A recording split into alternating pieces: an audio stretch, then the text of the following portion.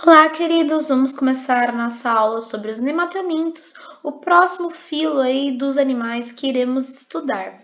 Os nematelmintos é um filo aí de vermes, como a gente pode ver aqui nessa fotinho que eu representei, mas são vermes, de forma geral, muito pequenininhos, muito microscópicos, como a gente pode ver aqui na escala, que tudo isso aqui de tamanho dessa imagem que a gente está vendo equivale a 0,25 milímetros, ou seja, isso aqui é um bichinho muito pequeno mesmo, né? Bem pequenininho, muitas vezes invisível a olho nu, né? Então, os nematelmintos eles são caracterizados por serem, de forma geral, bem pequenos. Existem algumas exceções aí, como a gente vai ver na aula de hoje.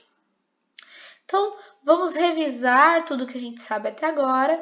Então, aqui a gente tem a filogenia de todos os animais. O ancestral de todos os animais estava aqui, com suas três principais características que já vimos, que incluem aí a pluricelularidade, a matriz extracelular de colágeno e a presença de gametas flagelados. Esse ancestral em comum deu origem a duas grandes linhagens, a linhagem dos poríferos e a linhagem dos seres com tecido verdadeiro. Dentro da linhagem dos seres com tecido verdadeiro, nós tivemos duas ramificações, uma que deu origem aos cnidários e a outra que deu origem aos seres bilaterais, que possuem, portanto, a bilateralidade, a mesodérmia e celoma, né? O celoma está aqui no ancestral. E aí, dentro dessa linhagem da galera bilateral, nós temos os protostômios e os deuterostômios, em alusão à origem ao que o blastóporo dá origem no adulto, né? Então, no caso dos protostômios, o blastóporo, que é o primeiro orifício formado lá na fase embrionária, dará origem à boca, enquanto que nos deuterostômios, o blastóporo dará origem ao ânus, né? Aí a gente viu que dentro dos protostômios, nós estudamos um primeiro grupinho aqui que são os plateumintos, né? Agora eu vou mostrar para vocês um outro grupo que está aqui, ó. Tá? Vamos deixar os plateumintos quietos aqui, já já a gente volta para esse grupo que os plateumintos integram. Vamos falar agora desse grupo aqui que tem o seu ancestral comum no 22. Esse ancestral aqui, ele era capaz de realizar equidise ou muda. O que é equidise ou muda? Bom, vamos lá, né? Equidise ou muda é o processo de eliminação do exoesqueleto ou tegumento. Tegumento não é um exoesqueleto. Exoesqueleto é um esqueleto que fica para fora do corpo. Tegumento é simplesmente pele, é o revestimento do animal, tá? Então, os animais que eliminam o seu exoesqueleto ou o tegumento, esse processo de eliminação de sua pele, tipo o que cobra faz, né? Ou o seu esqueleto, tipo o que a gente vê acontecendo nos artrópodes, é o que nós chamamos de equidise ou muda, são sinônimos, tá? E isso permite o crescimento corpóreo do animal, né? Porque se o animal se livra do seu exoesqueleto que está apertando ele lá dentro, ele consegue crescer e aí secretar um novo exoesqueleto maior, acomodando o seu maior tamanho, gerando assim um padrão de crescimento descontínuo em fases, né? Então aqui a gente consegue ver um animal que tem um endoesqueleto e que cresce continuamente, como por exemplo nós, né? E aqui nós temos o padrão de crescimento de um artrópode, né? No qual ele tem lá um tamanho, aí ele se livra de seu exoesqueleto, cresce rapidamente, fazendo o processo que nós chamamos de muda, e aí ele fica com esse tamanho por mais um tempo, até ele se livrar novamente do seu exoesqueleto e secretar um maior, fazendo uma nova muda, e por aí vai, né? Então a gente tem fases de crescimento aqui, um crescimento que não é contínuo, ele é descontínuo, característico de quem faz equidise ou muda. Na aula de artrópodes eu volto a falar mais como esse processo ocorre com maior detalhes, ok? Então, quando a gente... Opa, deixa eu voltar aqui. Então, quando a gente fala desse grupinho aqui, o que a gente está falando? Que o ancestral comum de nematelmintos e de todos os artrópodes tem a capacidade de trocar de tegumento ou exoesqueleto, de realizar muda, de realizar equidise, ok? Atenção às filogenias antigas, que não é bem assim a história, né? Nas filogenias antigas, nós temos lá o ancestral de todos os animais, o ancestral com tecido verdadeiro, o ancestral com mesoderme, dando origem ao grupo de acelomados, os plateumintos, e ao grupo que tem trato digestório completo, né? E aí, aqui dentro, nós teremos um grupo de pseudocelomados, e aqui nós teremos um grupo dos seres com celoma verdadeiro, né? Então, de acordo com essa teoria evolutiva, o celoma já apareceu nos ancestrais aqui, né? E aí o que acontece? Os plateumintos e os nemateumintos, que são respectivamente acelomados e pseudocelomados, perdem esse celoma, né? Verdadeiro. Eles perdem esse celoma verdadeiro. Tava lá no ancestral deles, mas eles perdem. Isso é a teoria que nós consideramos mais certeira atualmente. Mas a teoria antiga que nós tínhamos é que o celoma verdadeiro surge depois, e aí, antes disso, surgiram os seres acelomados e os seres pseudocelomados, certo? Então, atentem-se a essas diferenças aqui. Agora, vamos entender o filonemátoda. O filonemátoda vem do grego nema, que significa fio. Então, a gente está falando aí de seres que parecem fiozinhos de cabelo, porque eles são compridos, cilíndricos e bem pequenininhos, né? Eles possuem uma simetria bilateral, afinal, o ancestral deles, eles estão dentro do grupo bilatéria, né? Então, o ancestral de todos os nemateumintos, assim como de todos os outros seres bilaterais, já era bilateral e essa característica se manteve nas espécies viventes. Eles não perderam essa característica, né? Triblásticos, como também a gente já tinha visto, essa característica surgindo no ancestral, então isso não é uma novidade dos nemateumintos, isso já estava no ancestral dos nemateumintos e de todos os outros seres bilaterais. Porém, uma característica que é exclusiva dos nemateumintos, que é uma novidade evolutiva para os nemateumintos, é a presença de um pseudoceloma, ou seja, a cavidade preenchida por líquido que existe dentro desses animais, ela não é totalmente revestida por mesoderme, né? A mesoderme está em contato com essa cavidade, assim como a endoderme. Eles são animais de vida livre, a maioria deles, né? Mas também podem ser parasitas, que são os que a gente vai acabar estudando aqui, porque tem uma relevância médica aí, em questão de saúde para nós, né? Eles podem ser tanto aquáticos quanto terrestres, e o corpo é revestido por uma cutícula, tá? Essa cutícula que reveste o corpo, eles vão perder essa cutícula para poder crescer e secretar uma nova. Então, eles realizam equidise, eles realizam muda, que é uma característica que está no ancestral desses animais e que uniria aí esses animais junto aos artrópodes nas filogenias mais modernas, né? Aqui eu trouxe alguns exemplos desses animais para vocês. Esse cara aqui é de vida livre, esse cara aqui também é de vida livre. Na verdade, esse cara aqui é de uma espécie muito famosa chamada C. elegans, tá? E essa espécie aqui, ela é muito famosa para nós seres humanos porque ela foi utilizada como espécie modelo para se entender o desenvolvimento embrionário, o desenvolvimento genético, né? Quais genes são ativados durante a embriogênese para se formar um organismo adulto. Então, ele é um organismo modelo muito bom aí nos estudos de desenvolvimento embrionário, de desenvolvimento aí da questão molecular durante o desenvolvimento de um ser vivo, tá? E essas duas espécies aqui são parasitas, esse aqui é o cara da elefantise e esse aqui é a lombriga, que a gente vai ver na aula de hoje, ok? Então, vamos falar um pouquinho dessa anatomia desses animais.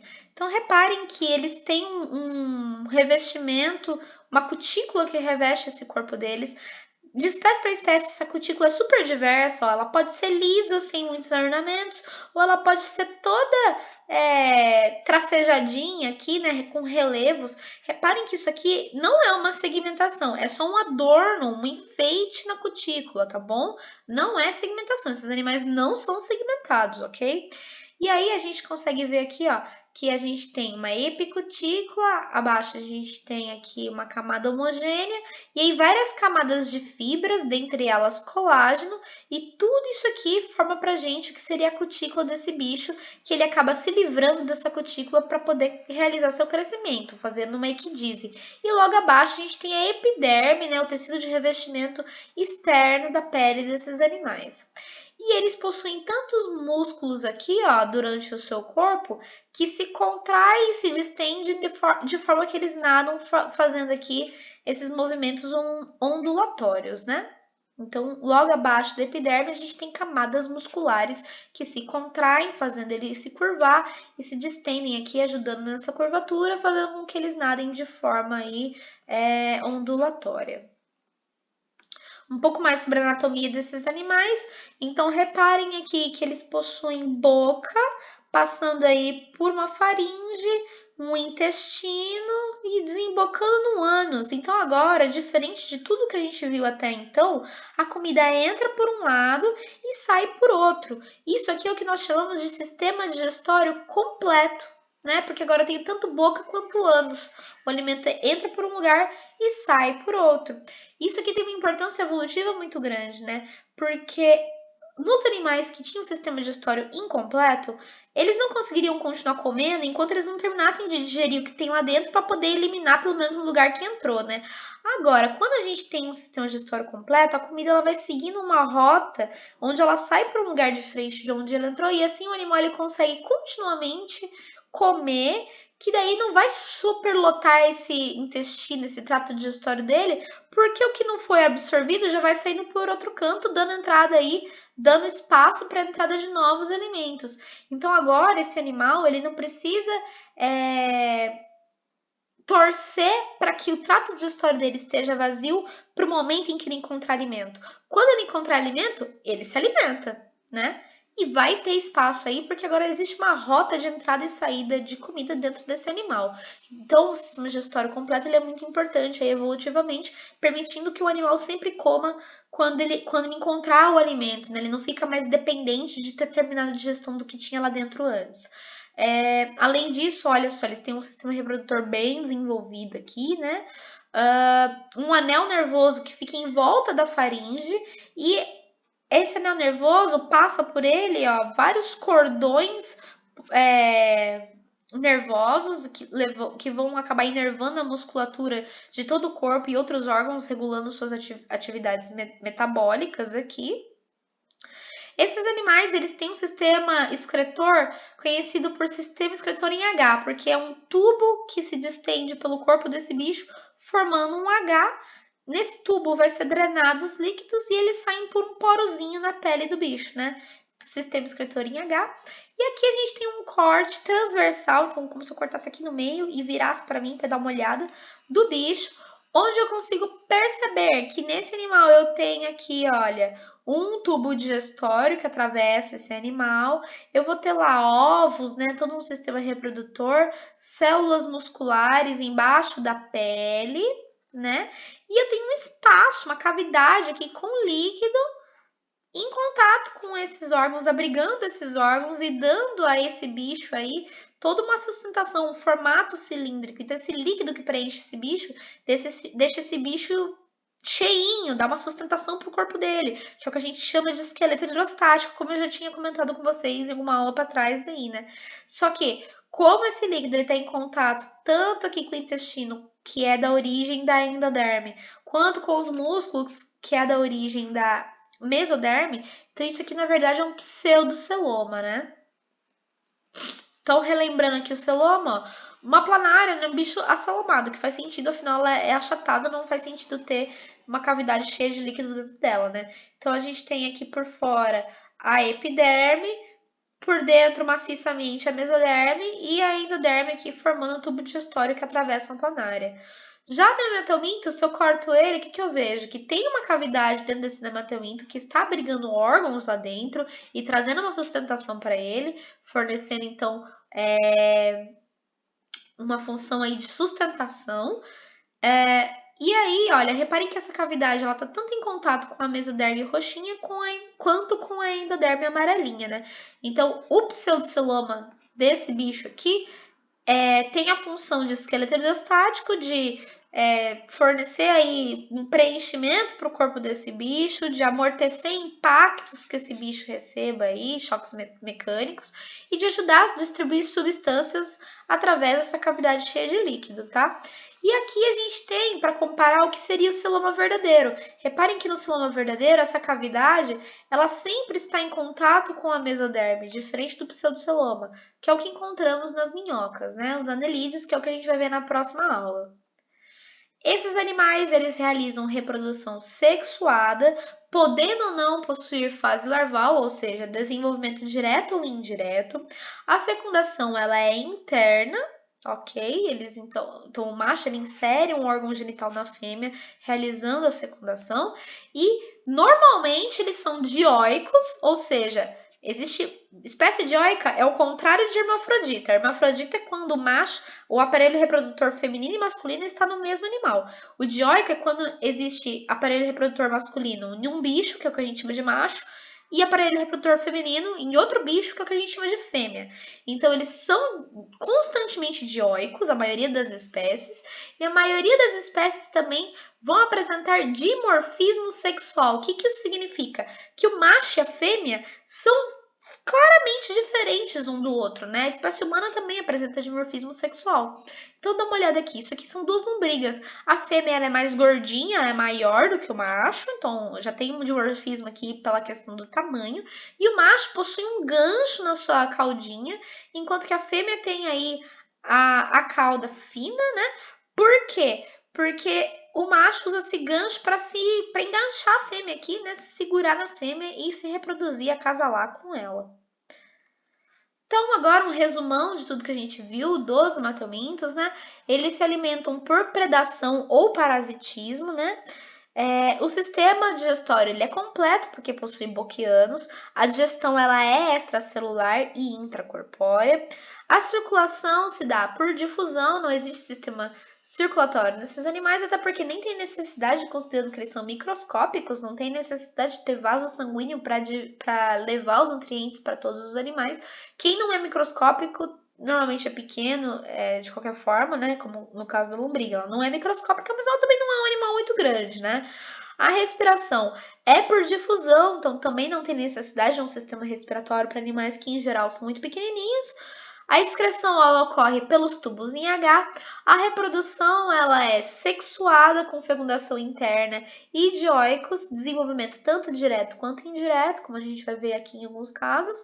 O sistema nervoso, existe um anel circunesofágico, né, que fica em torno do esôfago, na porção anterior do corpo, com cordões longitudinais que vão inervar aí a porção posterior do corpo, e a locomoção ocorre através da musculatura longitudinal que se contrai e relaxa, fazendo com que o bicho se mova por movimentos ondulatórios, como nós vimos anteriormente também. Agora vamos começar a falar das doenças que têm uma relevância médica aí pra gente, começando pelo Ascaris lumbricoides. O Ascaris, gente, é esse monte de bicho aqui, né, nessa vasilha, bem assustadora essa imagem, né? Isso aqui saiu de uma pessoa infectada numa situação bem grave. Aqui a gente tem a fêmea maiorzona e o macho menorzinho com o ganchinho, né? E aqui a gente tem o ovinho do Ascaris. O Ascaris causa no ser humano a ascaridíase ou a lombriga, né? Lombriga é o nome popular disso aqui. O hospedeiro é o ser humano. Nesse caso, não tem hospedeiro intermediário. O único hospedeiro que aparece nessa doença é o ser humano. Não tem intermediário, não tem outros hospedeiros. Os sintomas: dor e inchaço, tosse e falta de ar, que a gente vai entender o porquê disso já já. Vômitos e náuseas, obstrução intestinal e a profilaxia e higienização dos alimentos, lavar as mãos antes das refeições e saneamento básico, né? Vamos entender o porquê dessas informações aqui, olhando o ciclo rapidinho aqui, ó. Então, o Ascaris, gente, vamos começar do ponto que eu tenho começado nas aulas com vocês, que é a pessoa infectada. A pessoa infectada faz um cocôzinho, liberando nesse cocôzinho os ovos. Gente, os ovos, quando eles caem no solo, eles se tornam férteis, tá? Então, o Ascaris é o que a gente considera um gel-euminto. O que é um gel-euminto? Gel é terra, euminto é verme. Então, ele é um verme que, para que o seu ovinho torne-se viável, torne-se fertilizado, aqui um ovinho que consegue contaminar outras pessoas, para que o seu ovinho torne-se fertilizado aqui, é necessário que ele passe por um momento de maturação na terra. Geoterra é um verme, é um verme que depende da terra para completar o seu ciclo de vida. Porque lá na terra ele vai ter lá uma temperatura e X condições ambientais necessárias para que esse processo de maturação aqui do ovo ocorra. Ok? Então a pessoa faz o cocôzinho na terra, o ovinho infértil torna-se fertilizado, dando origem então à forma infectante da doença. A pessoa entra em contato com essa forma infectante e come, né? Aí, o que que rola? Esse ovinho aqui cai no sistema digestório e aí ele é absorvido para a corrente sanguínea, né? Cai no sistema digestório, passa pelo estômago, lá, vem para aqui no intestino, é absorvido pela corrente sanguínea e da corrente sanguínea ele vai parar nos pulmões, vai parar uma larvinha lá nos pulmões. Essa larvinha, gente, nos pulmões é um lugar muito legal para ela se desenvolver. Por quê? Porque os pulmões recebem um grande fluxo de sangue que acabou de ser oxigenado, cheio de nutriente, propício para o desenvolvimento aí de uma larvinha que está crescendo, né? Então, essa larvinha vai se desenvolver lá nos pulmões, e uma vez que ela estiver pronta no desenvolvimento, ela começa a subir o trato respiratório aqui, traqueia e tudo mais da pessoa, e aí a pessoa vai ter catarro e tosse por conta dessa parte que a lombriga tá no pulmão, né? E aí a pessoa, ao tossir e vir aquele catarro e engolir o catarro, ela manda o catarro que estava cheio de lombriga novamente para o sistema digestório. E aí agora a lombriga adulta vai voltar para o intestino, onde ela vai acasalar, botando novos ovos que saem junto com as fezes e fechando o meu ciclo. Então percebam como os sintomas têm tudo a ver, né? A parte da dor de barriga tem a ver quando o verme está infectando o sistema digestório e a parte da tosse aqui tem a ver, e falta de ar tem a ver com quando o verme está no sistema respiratório. Então, isso aqui é o que a gente chama de classicamente de um ciclo oral fecal, porque das fezes a gente se alimenta ali, a oral fecal, né? A gente tem uma conexão entre a parte oral e fecal de um ser humano aqui. Então, o que foi defecado vai para a alimentação, fechando o ciclo. Ciclos orais fecais claramente vão ser tratados aí com saneamento básico. Se o que a gente defeca não entra em contato com a água, não vai entrar em contato com a nossa alimentação, e aí não tem problema nenhum, né? Ou então entrar em contato com o solo de uma plantação, por exemplo, né? Porque vai ter um destino apropriado para os nossos dejetos aí, para o esgoto, que não vai se misturar com nada de fabricação de alimentos, solo, água e por aí vai. Agora, vamos falar do ancilostoma duodenalis ou do Necator americanus, tá? O ancilostoma e o Necator são espécies diferentes que vão causar aí a mesma doença, que ela é conhecida por ancilostomose, por conta do gênero ancilostoma, ou amarelão, popularmente amarelão, porque as pessoas que têm ancilostoma ou Necator, elas vão se tornar amareladas, ok? Percebam que o amarelão, essa doença, ela foi bastante popularizada aí na literatura por conta do Jeca Tatu, um personagem do Monteiro Lobato, que era um personagem que sempre estava muito fadigado, preguiçoso, da roça, que andava descalço, mas na verdade essa preguiça, essa fadiga do Jeca Tatu é porque ele era doente, porque ele tinha o amarelão. E o andar descalço tem tudo a ver com ter amarelão, como a gente vai ver agora nessa aula, né? O hospedeiro aqui, ele é único, não vai ter mais de um hospedeiro durante um ciclo, portanto não tem essa de hospedeiro definitivo ou não, que é o ser humano, né? Os sintomas, anemia, icterícia, que seria a pele amarelada, e diarreia com sangue. A pele amarelada, ela é decorrente da falta de sangue, porque tá tendo hemorragias, né? Que vão acabar se refletindo aí na diarreia com sangue. E a anemia aí também tem a ver com a falta de sangue que tá tendo nessa pessoa, que a gente vai entender o porquê desses sintomas já, olhando o ciclo. E a profilaxia, ela vai ser resolvida aí com saneamento básico, educação sanitária e uso de calçados. Aqui a gente tem a carinha do bicho. Repare que ele tem uns dentinhos bem afiados, né? Um bicho bem feio. E esses dentinhos afiados aqui vão ser importantes também para vocês entenderem os sintomas. Então, vamos dar uma olhada aqui no ciclo rapidão. Reparem que esse bicho aqui, ele também é um gel euminto, assim como a lombriga. Então, ele precisa passar por uma fase no solo aí para os ovos se tornarem férteis. Ou melhor, aqui não tem nem a questão do ovo se tornar fértil, mas simplesmente para poder fechar o ciclo desse parasita, ele precisa passar pelo solo. Então dá uma olhada só no que rola. A pessoa infectada faz o cocôzinho, liberando os ovos nas fezes que vão entrar em contato com o solo. No solo, esse ovo libera a larva que vai acabar se desenvolvendo aqui e aí ela consegue penetrar na pele da pessoa. Por isso que andar descalço faz com que aumente a probabilidade de você contrair o amarelão. Porque se você está descalço, você está pisando diretamente no chão, portanto está dando oportunidade aí da larva penetrar na pele dessa pessoa. Uma vez que a larva penetra na pele, ela cai na corrente sanguínea e da corrente sanguínea ela vai se alojar aonde mesmo? Nos pulmões. Dos pulmões vai passar pelo mesmo processo lá da lombriga de migrar para subir aqui a traqueia, a faringe e tudo mais, e aí a pessoa engole aquele catarro, levando o parasita para o sistema digestório, onde ele vai acabar se alojando no intestino, tendo o desenvolvimento lá de fêmeas e machos que vão acasalar de forma sexuada, liberando ovinhos aqui e fechando o nosso ciclo.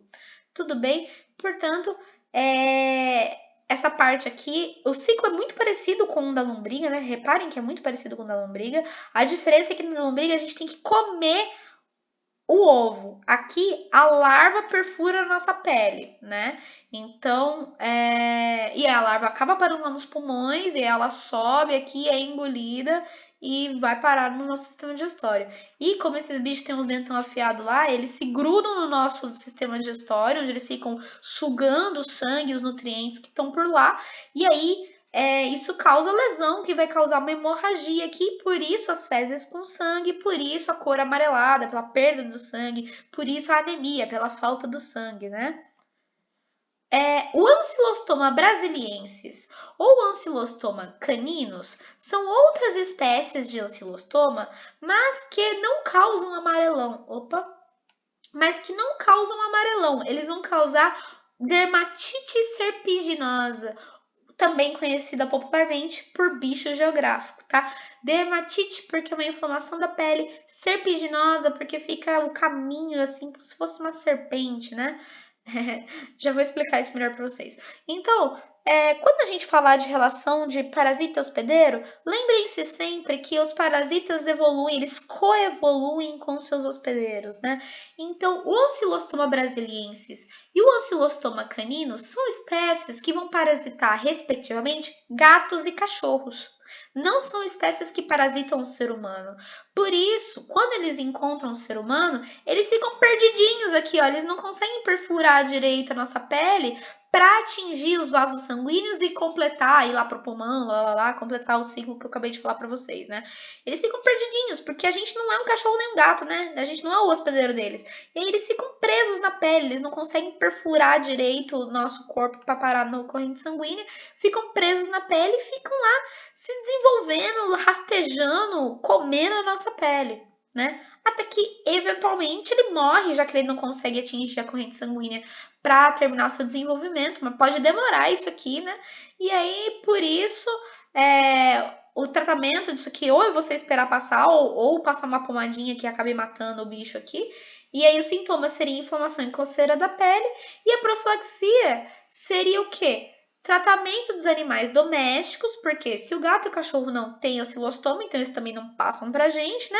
Não levar animais na praia ou parques com areia, para que eles não façam um cocôzinho infectado deles nessa areia e para que as pessoas que estejam na areia do parque ou da praia não entrem em contato com essa larva, né? Recolher as fezes dos animais de estimação, né? Para impedir que o parasita fique solto ali no meio e andar com chinelos e sempre usar canga na praia. Beleza, então, gente? Agora, vou falar rapidinho aqui para vocês também de outra doença. Olha, eu sei que tem muita verminose, que é nematominto, mas se serve de consolo para ajudar a lembrar quem que é quem, pensem que só tem duas principais verminoses que vocês precisam saber que são patelmintos, que seria a barriga d'água, o Schistossoma mansoni e a Tênia soli saginata, que dão origem aí a teníase e esse cercose no caso da Tênia solium, né? Então só tem dois parasitas que vocês precisam se lembrar aí, ou três, se você considerar que são duas espécies de tênia, né? Que vocês precisam se lembrar de patominto. Todas as demais verminoses, vou repetir, todas as demais verminoses, exceto teníase e barriga d'água, esquistossomose, todas serão causadas por nematelmintos. Então, é meio que realmente é difícil você lembrar de todas as doenças, mas se você lembra quais são as de platelminto, as outras as que restaram vão ser de nematelminto, né? Isso é, verminoses, né? Existem muitas outras doenças aí que a gente acaba vendo que são causadas por bactérias, por protozoários, mas aí não são verminoses. O que for verminose, que não for tenise e não for nem cisticercose e não for esquistossomose, é causado por nematelminto, ok? Só reforçando isso para vocês não surtarem com tantos nomes de tantas doenças e perceberem que, na verdade, é só vocês lembrarem quem que é o platelminto, que o resto é nematelminto, tá? Então, o enteróbios vermiculares é o cara, esse bicho aqui, que vai causar a enterobiose ou a oxiurose, é a mesma coisa aqui, tá? Enterobiose por conta do nome, oxiurose do nome do gênero da espécie causadora da doença, e oxiurose porque é o nome que a gente dá pro verme. Esse verme aqui a gente chama popularmente de oxiuro, tá? Ele é um verme bem pequenininho, olha, ele tem 15 milímetros, muito pequenininho, tá? O hospedeiro dele é o ser humano, ele não tem hospedeiros intermediários. Os sintomas é prurido anal. O que é prurido anal? É coceira lá atrás, lá no ânus, né? Insônia, justamente por conta dessa coceira aqui, já explico isso aqui melhor para vocês. E irritabilidade causada por essa coceira, vamos explicar. E a profilaxia seria saneamento básico e educação sanitária. Esses aqui são os ovinhos desse bicho, que são menores ainda e super leves, super piquititicos. E tá aí que é o problema, a forma como esse bicho é transmitido. Então, dá uma olhada aqui no ciclo do enteróbios vermiculares. Novamente, a pessoa infectada faz o cocôzinho. Esse cocôzinho com essas cheio de ovinhos aqui é liberado no ambiente e esses ovinhos são muito leves, então eles acabam ficando até suspensos no ar, assim, pode acontecer isso, porque eles são muito levinhos. Então eles se espalham, se disseminam muito facilmente. É por isso que essa doença aqui pode ser pega com muita facilidade. E aí a pessoa ingere esses ovos, né? Uma vez que ela ingere esses ovos, lá dentro da pessoa as larvas eclodem, migram para o intestino grosso dessa vez, onde elas vão fazer reprodução sexuada. E durante a noite, a fêmea vai migrar lá para as pregas anais, perianais, né? Um pouquinho antes ali da saída do ânus. E lá ela vai até a saída do ânus para botar seus ovos. E assim fica fácil dos ovos saírem aí e o ciclo fechar. Portanto, isso aqui é um ciclo oral-fecal, por isso que saneamento básico e educação sanitária é o que vai acabar sendo a profilaxia dessa doença. Beleza? Bem simples, né, gente? Bem rápido isso aqui. Agora, eu acho que a última doença que eu tenho para falar nessa aula para vocês, que é a doença causada pela Wuchereria bancroft. Esse nome é bem difícil de lembrar, mas o nome da doença não é difícil não, que é a filariose ou elefantíase. Filariose porque da mesma forma que a gente chama popularmente esse bicho aqui de oxiuro, a gente chama popularmente esse bicho aqui, que também é minúsculo, menor ainda do que o oxiuro, a gente chama ele popularmente de filária. Então, a doença causada pela filária é a filariose. Ou elefantíase porque essa doença é caracterizada por gerar o acúmulo de líquidos numa região do corpo, deixando, olha aqui essa perna enorme, como se fosse de um elefante. Por isso que também é conhecida por elefantíase. E não só esse bicho vai ficar alojado nos vasos linfáticos, causando esse acúmulo de líquido, como também nos olhos e outras regiões. Então, é uma doença assim, meio considerada meio asquerosa, né? Aqui a gente vai ter dois tipos de hospedeiros. O definitivo, onde rola a reprodução sexuada, é o ser humano, e o intermediário, onde rola a reprodução assexuada, é o mosquito Culex, Aedes ou Anopheles. Ou seja, 3 tipos de mosquitos aqui são capazes de transmitir a Wuchereria bancroft. Então, é um parasita que conseguiu se adaptar a diferentes hospedeiros intermediários. Então, é bem difícil aí de você impedir que essa doença seja transmitida, a não ser, claro, quando você vai lá e trata boa parte da população, e aí, se você não tem hospedeiros definitivos, os mosquitos não vão picar ninguém contaminado, e aí acabou o ciclo, né, gente? Mas em alguns países onde tem bastante caso e pouco tratamento de elefantíase, aí sim a gente vai ter esses mosquitos carregando esses vermes, tá? Os sintomas, então, são perturbações do sistema linfático que provocam hipertrofia dos órgãos, principalmente das pernas, né? No homem, pode atingir o escroto, o saco, e aí o saco fica inchado, grande e pode levar, inclusive, à esterilidade. E nas mulheres, pode atingir os seios também, que também vai ficar inchado. A profilaxia seria combate aos vetores, né, aos mosquitos, e seus meios de reprodução. Ou seja, inseticida, tela, remover água parada, porque daí se a gente diminuir a quantidade de mosquitos, a gente está impedindo que eles consigam chegar nas pessoas infectadas e transmitirem a doença, né? Então, aqui um ciclozinho rapidão para a gente acabar a aula de hoje da elefantíase, tá? Então, aqui a gente tem a pessoa infectada.